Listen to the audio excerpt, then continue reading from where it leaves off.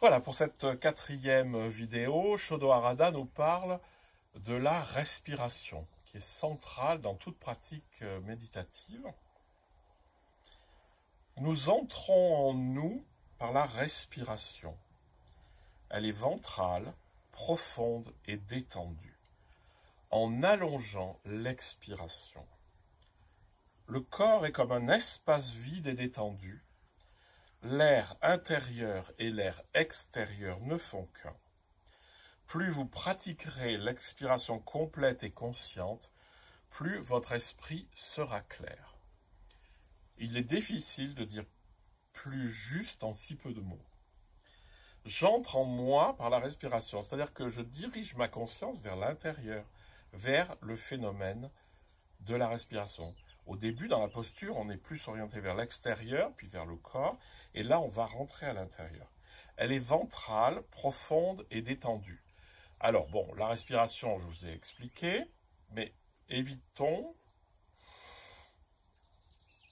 Je rentre le ventre et je monte les épaules, et quand j'expire, je m'avachis. Alors ça ne marche pas du tout au niveau de la méditation. Donc, vous essayez de vous détendre les épaules. Elle est ventrale, profonde, c'est-à-dire que c'est pas juste,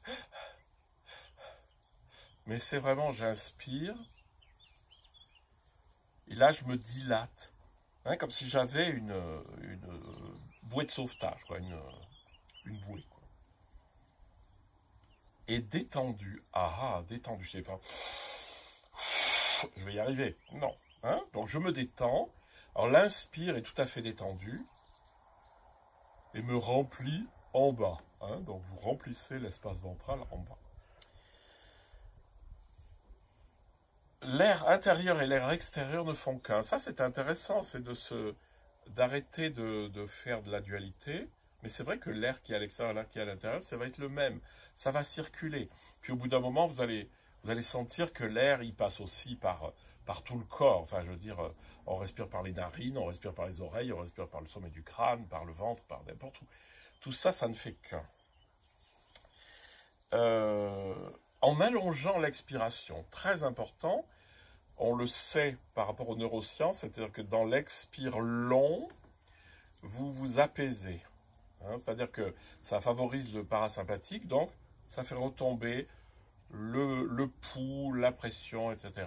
Donc, l'expire long, je vous donne une petite truc, je vous l'ai déjà dit, ça sort comme par une paille. Donc, j'inspire très détendu en bas, et j'allonge l'expiration.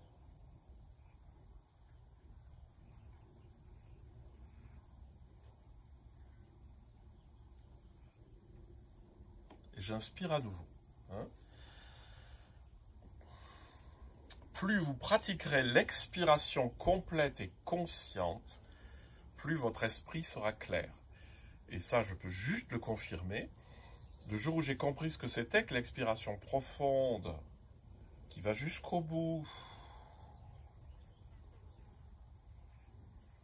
j'ai compris ce que c'était que d'avoir un grand espace à l'intérieur de soi, qui est un espace conscient, où il y a plus 3 millions d'idées à la minute qui circulent. L'agitation mentale cesse, c'est même pas le sujet, on n'a pas besoin de lutter contre les pensées. La respiration profonde les fait se disperser, puisqu'en fait, on dirige la conscience ailleurs. Je vous le relis parce que c'est quand même génial. Puis nous entrons en nous par la respiration, elle est ventrale, profonde et détendue, en allongeant l'expiration. Le corps est comme un espace vide et détendu. L'air intérieur et l'air extérieur ne font qu'un. Plus vous pratiquerez l'expiration complète et consciente, plus votre esprit sera clair. Essayez.